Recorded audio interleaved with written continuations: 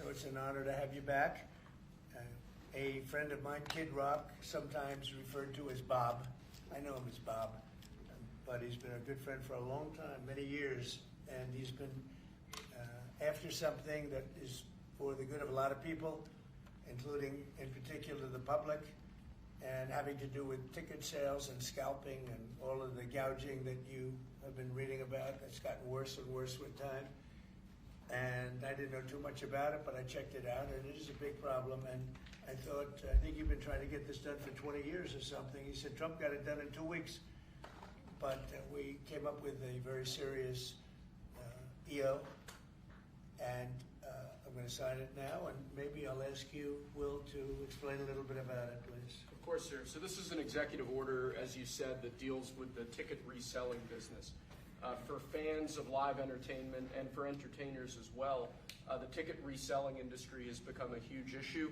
These people use bots and computer algorithms to buy up huge blocks of tickets and then jack up the price so that fans of live entertainers like Mr. Ritchie, I almost called him Mr. Rock, don't have access to concerts the way that they should.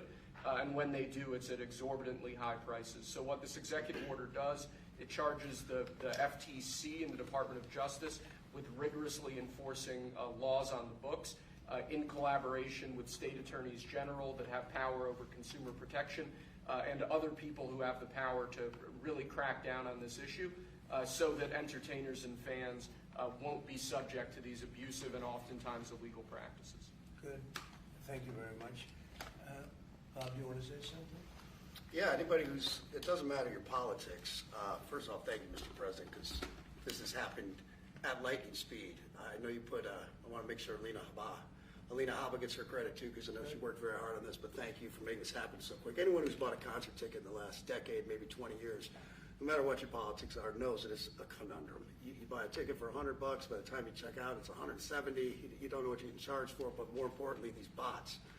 You know, they come in to get all the good tickets to your favorite shows you want to go to, and then they're relisted immediately for sometimes a 400% or 500% markup. And the artists don't see any of that money. And, you know, ultimately, I think this is a great first step.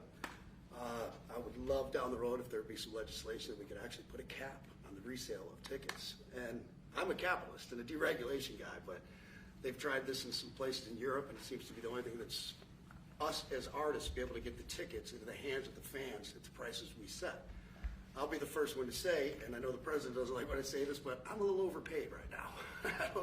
It's kind of ridiculous. I would rather be, you know, a hero to working class people and have them be able to come attend my shows and give them a fair ticket price. I can't control that right now, so hopefully this is a step to really be able to make that happen. I know a lot of artists and a lot of fans who love concerts and music are going to be very appreciative of you taking this And I action, think sir. Bob is more interested in the fans and the people that are having to pay crazy prices than he is the artist.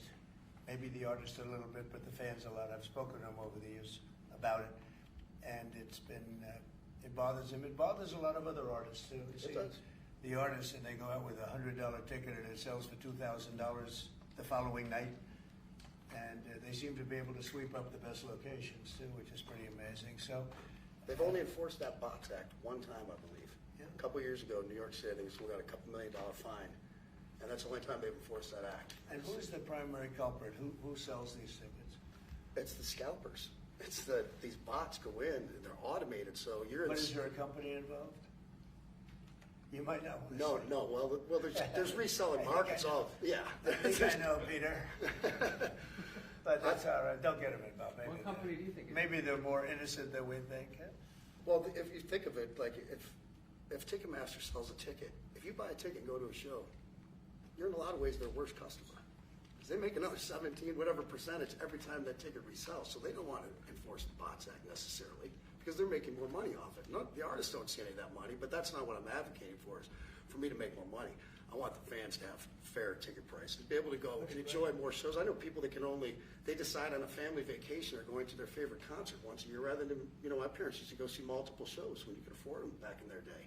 And I'd like to take my ticket prices lower, but if I set my ticket prices low, these bots immediately eat them up and they resell for hundreds of dollars more, and I'm just making these bad actors rich. Well, I think this is a big step to getting it stopped.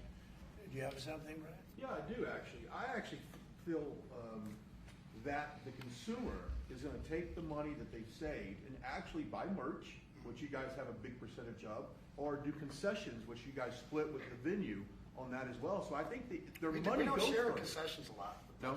Those are, we try to, but they don't want to share it in the beer prices and parking or any of that stuff. But the bottom line is there's money for everyone to be made.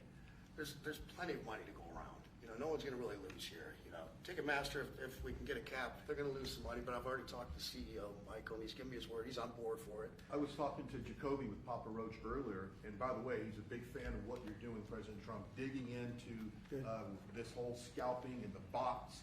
A lot of musicians, you can say that, they're with Kid Rock, sir. Good. On I this, think so. without a doubt. A lot of people are. President Trump, Peter? would you ever wear a jacket like that? I don't know. I was thinking about doing it for tomorrow. We have a big event coming up, and I was thinking about doing it, but I'm not sure. So you recently bought a Tesla for White House staff I did. to use, but now there's all these domestic terrorists targeting Teslas. Are the staff scared to drive it? I don't think so. I haven't heard. They were complaining. I did buy one, and I let the staff use it. We have it parked conveniently, and one day we give it to Margot, one day we give it to Chamberlain, give it to Natalie, we give it to everybody around. Give it to Dan Scavino, but he's got so much money it doesn't matter. But they love the car, and it's a great car, and it's made here. It's made in the country. He's got a tremendous plant now in Texas, and he has one in California. Does a lot of his work here, and he's been really unfairly treated, in my opinion. I drive one. And Yeah.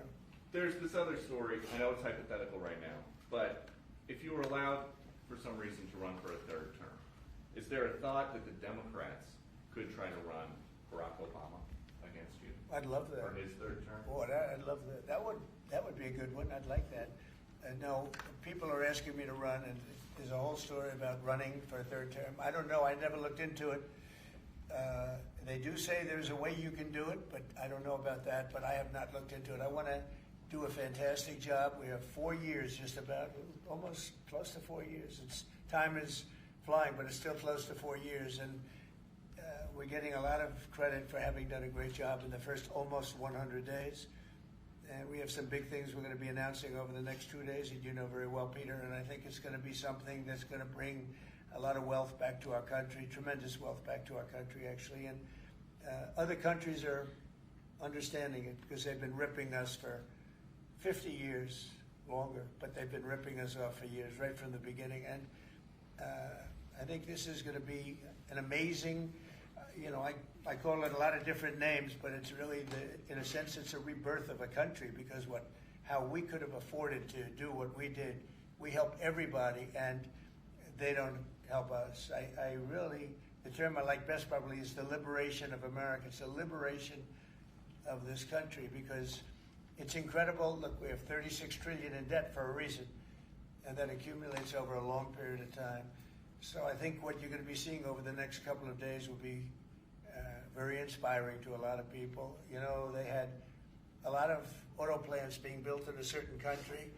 I don't want to mention the country because we get along great with the country, but those plants aren't being built there anymore. They gave them up today and yesterday, day before, and they're building them all now in the United States. And we have many examples, not only auto plants, chip companies from Taiwan are coming in. The biggest, Mr. Wei, he's big. I said, you are a smart guy, aren't you? I've been reading about him over the years, but he controls a large portion of the chip business, as you know. You don't get smarter. They're going to be investing $200 or $300 billion. Apple's investing $500 billion. You know, they always built their places in China. Now he's building here. I think because of you speak to Tim Cook, because of the election, but maybe more importantly because of the tariffs. You know, he's got really an obligation to do it. But we have many, many companies that you haven't even heard of. But I think we'll be at $5 trillion very soon. And if you think about this, we've never been anywhere near that. I don't know if we've ever been at $1 trillion. What do you mean by that? We're 500. What do I mean by trillion? 5 trillion. What are you referring to, sir? I think that we're going to be at $5 trillion of investment. I think you're going to have investments very shortly. We're already 3.5, and we have commitments, verbal commitments for a lot more. And numbers like that have never been done in this country. And it's going to get harder. This is in 2 months. It's really in less than 2 months, because since we've really gone out with it. And we have other interesting things happening. But to me, the whole tariff situation, and essentially they've done that to us for many years. So if we're anywhere near $5 trillion in 2 months, this could be numbers like the country's never seen. And every time you hear a dollar spent, that's another job, because the jobs are coming with it. So auto plants, chip plants, pharmaceuticals, lumber coming in.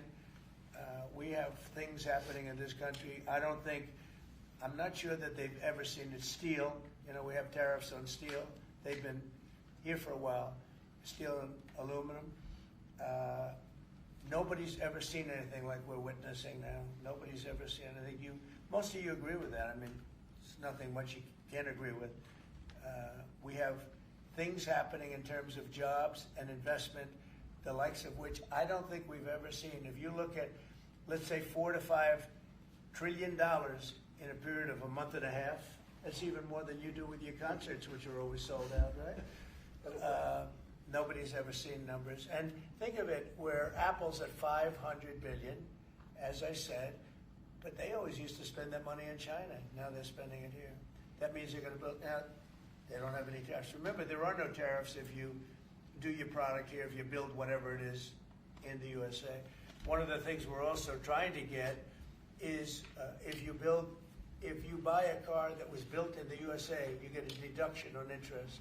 So if you go out and borrow money to buy a car, if it's built in the USA, never been done before, it's a big deduction for people that really aren't used to deductions, frankly, because people that buy cars like that are not big into the world of deductions, and now they're going to learn about deductions. So I think it's going to be great. Yeah. Mr. President, are you going to move ahead with a universal tariff or different individual tariff rates on a whole variety of different? Well, you're going to see in 2 days, which is maybe tomorrow night or probably Wednesday. You're going to see, and they're reciprocal.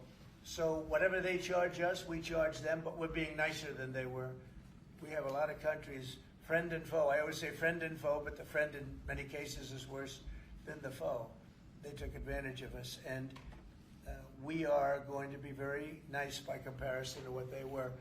The numbers will be lower than what they've been charging us, and in some cases maybe substantially lower, but we sort of have a world obligation perhaps. But we're going to be very nice. Relatively speaking, we're going to be very kind. Mr. President, you met with the chairman. Somebody said that about me the other day. He said, who doesn't know me very well, they said, "You're such a kind person." And I said, "Say that again." They said, "You're a kind person." I said, "I've never heard that before." It was a weird statement. I was kind. Who said that? I've heard of words that, I don't know, I better not tell you. I've been called a lot of things, but it's sort of a different kind of a word. It's like an old-fashioned word, isn't it? Mr. President, you met with the chairman of Stellantis today. Did Yes. he ask you for a pause on the auto tariffs? No. What was that meeting about? Just about some of the problems they have with the environmental, which we're going to clean up. Have any of the automakers... We're going to probably go back to 1920. If you look, we're going to go back probably to a 2020 standard. So we'll have 2020 standard, and that's just a few years ago. Oh, they're making it so difficult all over the world. They're making it. It doesn't mean a damn bit of difference even for the environment. It doesn't matter. They make it impossible for people to build cars. So we're going to be doing much different. 2020 is a strong standard, but they take it to a level now that makes it very difficult to build a car. So we're going to be bringing it back to a standard that is a very good environmental standard, but it makes it possible to build a car. Have you heard any concerns from the automakers, though, about the tariffs on parts that will go into effect over the coming weeks, about what that's going to mean for the price of... Well, I gave them a big break for a month. I didn't charge them anything, for a big month, for that first month, and they brought a lot of material into this country because they could bring it in without tariff. If you look at Canada and Mexico, they were driving hundreds of thousands of cars into the market because they avoid the tariffs by doing it before the tariffs go on, which would be Wednesday. And I saw some of your shows where cars are lined up for miles and miles. Some of them didn't have fenders on them. Some of them didn't have the roof on yet. They're driving it here brand new. They're driving it in because they want to avoid the tariffs. I let them have that. They sort of took advantage of it because, that wasn't part of the deal, but that's okay. Are there any They're great American car companies, and so I gave them a little break on that. Yeah. Are there any countries that you're not targeting on Wednesday? Well, it depends. I said it's reciprocal. Not everybody has made a fortune, but almost everybody has, but not everybody. And the ones that haven't, we're going to be very nice to them. And on a separate issue, Because that word reciprocal is very important. What they do to us, we do to them. Okay. Can I just ask you briefly on President Putin? You said over the weekend, or indicated over the weekend, some frustration with him.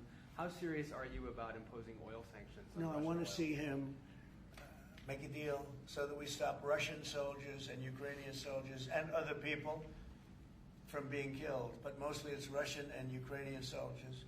They're losing at least 2,500 human beings, beautiful human beings, a week. And I want it to stop.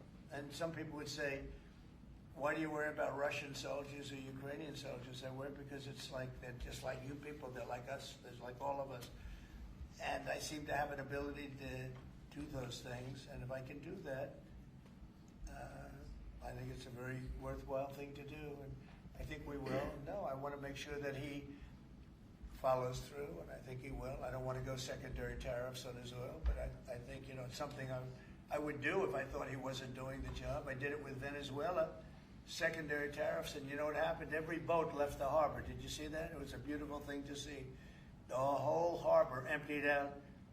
My words weren't even finished, and I have these massive ships. They're actually taking the hoses and dumping them into there. They couldn't get out of there fast enough because they know I don't play games. So I think he's going to live up to what he told me, and I think he's going to fulfill his part of the deal. Now, then you have Zelensky, and hopefully he's going to live up. I see he's trying to renegotiate the rare earth. We did something because, as you know, the Europeans get paid back the money that they gave, and we don't, because Biden is an incompetent president. And he should have asked for rare earth, or he should have asked for the loans to be guaranteed in some form. That's what Europe did. Europe is in for probably $100 billion, and we're in for $350 billion. So we're in for more than 3 times.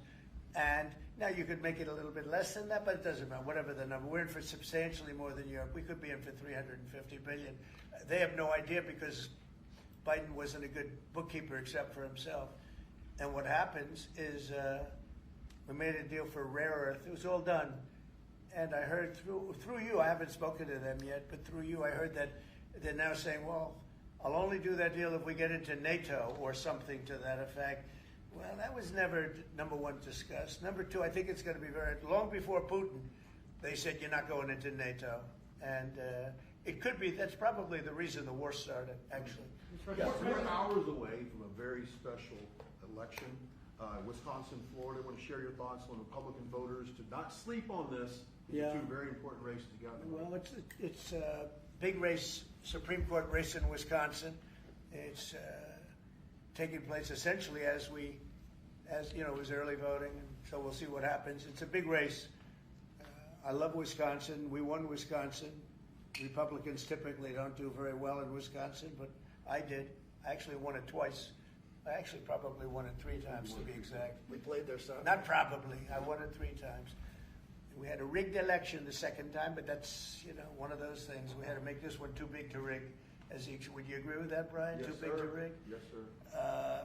So anyway, but there's a big race, and I hope you get out and vote for the Republican. The woman is a radical left lunatic, and let's see who wins. But the woman will be very bad, and Wisconsin's a big state politically, and the Supreme Court has a lot to do with elections in Wisconsin. So if whoever it is that's running, including even Senate races, etc., but whoever it is in 4 years that runs, having Wisconsin is a very big. We won it early and big, but winning Wisconsin's a big deal. So therefore, the Supreme Court choice is the one you're talking about right now. It's a big race. It's going to be announced fairly shortly. President Trump, on TikTok, big week of deadlines. You got Liberation Day and the TikTok deadline. Yeah, this we week. do, which I can extend if I want. but we have a lot of enthusiasm for TikTok for buying it. I think TikTok is good. I used it I was a great TikTok guy, and we won by 36 points, the youth. We won the youth, which Republicans don't do. Maybe it's because Kid Rock likes Trump, I don't know, but we won the youth by 36 points, and I attribute some of that to TikTok. Is the TikTok deal, the negotiations now, tied to a bigger tariff deal with China? No, but it could be. I mean, I've used tariffs for lots of different reasons, but I could see, 1 point in tariffs with China, big country, would be probably worth more than all of TikTok, as valuable as TikTok is. It's big stuff. So there's a great example. That's a great question, actually. I'm a very flexible person. I could use that for that. Like, maybe I'll take a couple of points off if I get approvals for something. I haven't done it. Maybe I'll do it, maybe I won't. But it's a very good question. Peter, you're very good. Thank you. You'll love this one. Go ahead. It's not front page news, but I am just curious. What is your thought about Tiger Woods now becoming part of the broader Trump family? Well, I love Tiger, and I love Vanessa, and they had a great relationship. I happen to think the relationship with my son, I happen to think the relationship was hurt very badly by the witch hunt that went on, Russia, and all the crap that they put Don through, who knew nothing about it. But Vanessa and Don had a very good relationship. They have incredible children, 5 incredible children, all good athletes, all great students, they're like great. And they broke up, quite a while ago, and which was to me very sad because I think they're both great. Don and Vanessa and Tiger actually called me a few months ago, and I have a very special, very good relationship with Tiger. I played golf with him a couple of times over the last month, and he's a fantastic guy and a fantastic athlete. And he told me about it, and I said, Tiger, that's good, that's good. I'm very happy for both. I just let them both be happy. Let them both be happy. They're both great. To follow up on China, China, South Korea, and Japan say they're going to work together in cooperation to respond to the tariffs that you're going to put into effect this week. Are you concerned that this move of the tariffs this week could push some of the United States' closest allies to work with China? No, I'm not worried about it. I'm not worried about it. Yeah. Mr. President, can I ask you I about think something? they have a chance of doing better, actually, with the tariffs. It could actually help them in a certain way. And I think a lot of them will drop their tariffs because, they've been unfairly tariffing the United States for years. And if you look at the European Union on cars, the European Union already dropped their tariff down to 2.5%. It was announced a couple of days ago, which is what which is a very small tariff. The United States charged very little. And I think I heard that India just a little while ago is going to be dropping its tariffs very substantially. And I said, why didn't somebody do this a long time ago? A lot of countries are going to be dropping their tariffs. About something that happened in France today, Mr. President. Marine Le Pen, the far-right leader, got convicted in court and is now banned from running for office for 5 years. Do you have a comment? That's a big deal. That's a very big deal. I know all about it, and a lot of people thought she wasn't going to be convicted of anything, and I don't know if it means conviction, but she was banned for running for 5 years, and she's the leading candidate. That sounds like this country. That sounds very much like this country. Okay, anybody else? You've been presented with a bunch of proposals for tariffs by your advisors that you're talking about that idea publicly. And who? That your advisors have presented ideas They to you do. about tariffs and what to do in the next 2 days. Have you settled Well, on you're any- going to see, I've settled, a long time ago. But we talk about it. We talk about it a lot. We want to do what's right for the country and even the world. Affects the world, not just this country. This has been the piggy bank for the entire world. So it really does affect the world, and that's important to me also. Yeah. Mr. President, in the past you have said that you want the quick return of Austin Tice, a Marine Corps veteran and a journalist who went missing in Syria over 12 years ago. Yeah. Have efforts been made to locate Austin Tice been extended beyond Syria, including potential leads in Iran? And do you have plans to get in touch with Ms. Deborah Tice, the mother of Ms. Austin Tice? And also at the same time, organizations like Hostage Aid Worldwide have been on the ground in Syria searching for Austin Tice for many years. can I get your comment on the future, potential future plans to locate Austin Tice and to bring him home finally? So we've been looking, as you know, for Austin for years. I don't know about Biden. I don't think Biden was looking for anything, but we were, and there's been virtually no sign. You know that. There's been no sign of Austin. An incredible young guy. Be less young now. It's been a long time. It's been many, many years. The mother is fantastic. She's a very committed mother that her whole life is to find her son, who was in Syria and just disappeared off the face of the earth. So, you know, a lot of bad things happen. But we're always, you know, we will never, until we find out something definitive, one way or the other, we'll never stop looking for him. But we have been, and the response, it's just a lot of dead ends.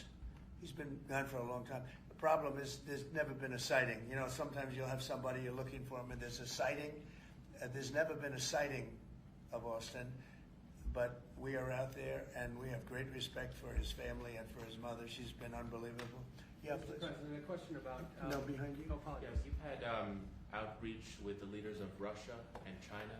You've made an outreach to Iran. When are you going to plan to reach out to North Korea and Kim Jong-un? Anytime in the near future? Well, I do. I have a very good relationship with Kim Jong-un. Now, you people hate to hear that, but it's very important. I got along with him fantastically, as you know. It started off very rough, very nasty. Little rocket man, the whole thing was a nasty deal. And then one day we got a call that they'd like to meet. We met. We have a great relationship. And yeah, we have, there is communication, yeah. Mr. I President, think it's very important. You know, he's a big nuclear nation, and he's a very smart guy. I got to know him very well. Remember, I put my foot across the line, and then I walked across the line. I don't know if Secret Service was thrilled with that. They actually wasn't. They were not too thrilled. But I have a very good relationship with him. Yeah, we'll probably do something at some point. Yeah, please. Jeff. who's on your short list, Mr. President, to replace Elise Stefanik as U.S. Ambassador to the UN? So we have a lot of good people that want it. First of all, Elise is fantastic, and I just don't want to take chances with you guys saying, how is the election going? We have a congressional election that's a little bit close. I guess the one is in good shape, but the other one's a little bit close. But Randy Fine is a great guy. They're both good candidates. They're very good. But it's, you know, a little bit, we want to be careful. And Elise is very popular in her district, and so am I. We won by a lot of points, and so did she. And there's a lot of people that wanted to run for it, but we have no idea, are they going to win it? I think it's just security. And I said, Elise, what about going back?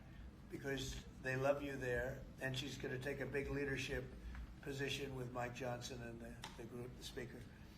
And I can tell you that for the replacement, we have a lot of people that have asked about it and would like to do it. David Friedman, Rick Grinnell, and maybe 30 other people.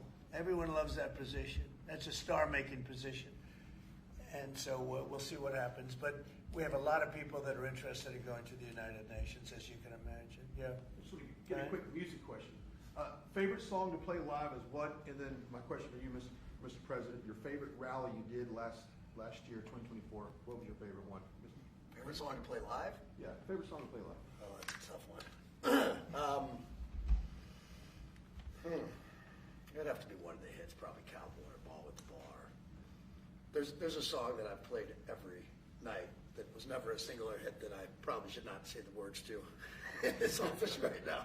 And then for you, Mr. You never met a certain by the person way, like his me. rallies are amazing.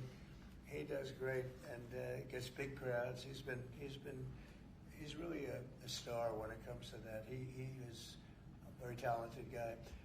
I would say maybe Madison Square Garden. Yeah. Because anybody that was there, the owner of the garden, Jim Dolan, who's, you know, to me always been terrific.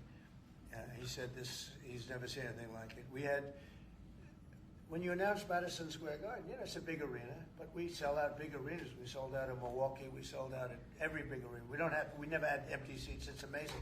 They talk about Bernie Sanders gets 2,000 to 3,000 people. Everyone said, these crowds, I get 107,000 people in New Jersey. In Butler, PA, we had over 100,000 the second time. We had 55,000 the first time. We have big crowds. I would say Madison Square Garden because I grew up in New York and the garden is great. Jim Dolan treated us well, but everybody said they, because I think I could have filled it up 10 times. We had hundreds of thousands of people that were stacked all the way back to the Hudson River and on the other direction back to Fifth Avenue. Nobody's ever said, I don't mean with a line, I mean like 50 deep, like 50 deep this way. The streets were closed, the whole thing, it was crazy. And when you take that, you know, you want to do well at Madison Square Garden. You don't want to have empty seats. But we could have sold it out, Brian, 10 times, and everybody knew it. And I think we got a good indication that that's where the election was going. And we won every swing state, and we won by millions of votes. It was a great election, yeah. Mr. President, the U.S. military transferred 17 individuals to El Salvador overnight. Did you discuss with your team whether these deportations would run afoul of any recent court orders? No, I do want to thank, however, the president. He has been unbelievable, and you know, in relation to us. But I think that our people have done an incredible job. You know, I got elected on the basis of getting bad people out of our country that shouldn't be here, very dangerous people out of our country, and that's what I did. And then you have a judge that wants to take over, and I can't imagine it can be allowed. If it was up to him, they'd all be put back in our country. These are killers. These are drug lords. These are really bad people. But I want to thank the president of El Salvador because he's done an amazing job. You saw it. Yeah. Elon Musk's special government tenure is coming to an end, 130 days, I think another month. Yeah. Do you want him to stay longer, or is it time for him to go back to running his companies in Europe? Well, I think he's amazing, but I also think he's got a big company to run, and so at some point he's going to be going back. He wants to. Do you want to keep him around? But I'd keep him as long as I could keep him. He's a very talented guy. You know, I love very smart people. He's very smart, and he's done a good job. You know, DOGE has, we found numbers that nobody can even believe, like 400 billion, 500 billion. It could be close to $1 trillion by the time they end on different things. And he's led the charge, and you've seen a lot of his people. And these are people that joined up. I always say they're high IQ people. I like high IQ people. And they've done a great job. No, at some point, Elon's going to want to go back to his company. I will say he's got, despite the way he's been treated, so he's an American patriot, but the way he's been treated with Tesla is just terrible. It's just terrible. Once he goes In fact, back, you have a Tesla, and you love it. You love it. He was saying before he bought a Tesla, he loved it. A lot of people are buying Teslas, I think, and I hope they are. He should not be treated that way. He's done an incredible service to our country. But once he goes back, is DOGE going to keep operating even without Elon here? Well, I can't tell you that. I can say this, that a lot of the people that are working with DOGE are the secretaries, you know, the heads of the various agencies, and they've learned a lot, and they're dealing with the DOGE people. I think some of them may try and keep the DOGE people with them, but, you know, at a certain point, I think it will end. But they have also gotten a big education, and they're doing a really good job. There'll be a point at which the secretaries will be able to do this work and do it very, you know, as we say, with the scalpel. And that's what we want. Yeah, Jeff? Mr. President, have you had any updates on the U.S. soldiers missing in Lithuania? I have. Can you give us an update? So 3 are no longer with us, and 1 is unfortunately probably in the same category, but they haven't declared that yet. It was a very heavy truck, like I told you, but I mean, really heavy. That lifted the heaviest equipment, and it would seem that the bank of a lake collapsed. You know, the weight is so big, and it was at night, and it was very cold weather, ice, a lot of ice, and it's possibly slipped. And the weight is so enormous of this thing. It's a massively heavy vehicle, and if they slipped a little bit, that's probably what happened, and it flipped. And 3 are gone. and one is missing. On a separate topic, follow up on immigration. Did you see the video of the Tufts University student who was taken off the street by ICE agents last week in hoodies and masks? There's been a lot of criticism of that. Are you comfortable with how that was handled? Well, I haven't really looked at it in any detail, but I will. I mean, I have seen it quickly, but not, I wouldn't want to comment on it. Yeah, please. Yeah, Mr. President, would you be able to confirm recent reporting that you are making plans to go to Saudi Arabia next month? And if so, why is Saudi Arabia so important? So, I have a very good relationship with the Middle East. In fact, if you look at Michigan, I won the vote by a lot. People were a little surprised. And I have a very good relationship with Mohammed and the king. His son is Mohammed, he's great. Crown Prince, actually he's Prime Minister too. He's got a lot of good titles. But he's great, and the king has been wonderful.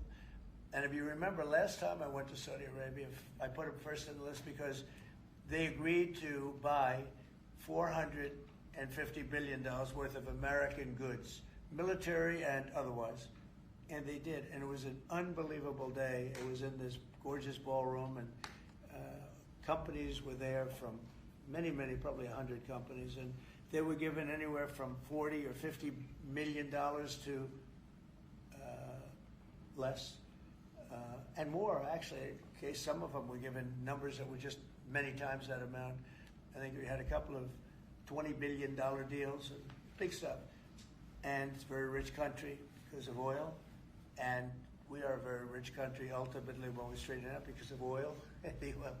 Oil is always good. And I agreed to do it again, and they've agreed to spend close to $1 trillion of money in our American companies, which to me means jobs. So they're going to spend hundreds of billions of dollars giving them to American companies that are going to be making equipment for Saudi Arabia and other places in the Middle East. And for that, I think it's worth it. I did it last time, $450 billion, and the press was there. It was one of the most unique days I've ever seen, where companies would get up and you're getting $20 billion. They named the company. The chairmen were all there, every chairman and top person in the company. You remember that, Peter? I don't know if you were there. You might be too young for that. I was on the Democratic campaign trail. It was boring. This was a much better deal. But it was amazing, actually. It was an amazing day. We sold and we partook in $450 billion worth of investment into American companies. And they announced the company, the amount of money, $1 billion, $5 billion, $25 billion.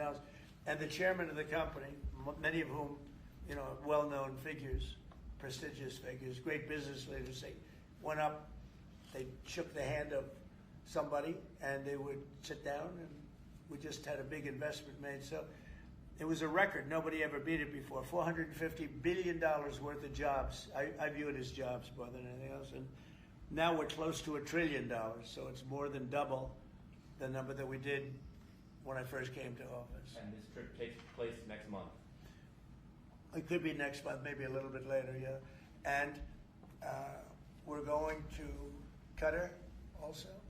And also we're going to possibly a couple of other countries. UAE is very important. It's a great leader in UAE.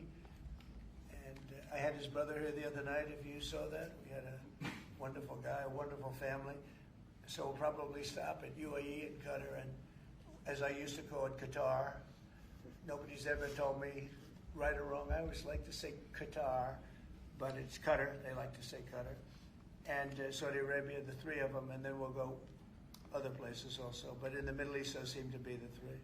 And again, tremendous amounts of jobs will be created in those 2 or 3 days. Thank you very much, everybody. Thank you, press. Thank you, press. Headed out that door right there. Oh, Thanks, guys. Trump. Thanks, guys. Thanks, guys. Thank you, guys. Wait. Well, that was good. Okay, ready, everybody? You better do well with this. He's going to do it. Make sure everything is nice and clean, right, for your Make industry. America funny Because again. you're not in a clean industry. Hold that up.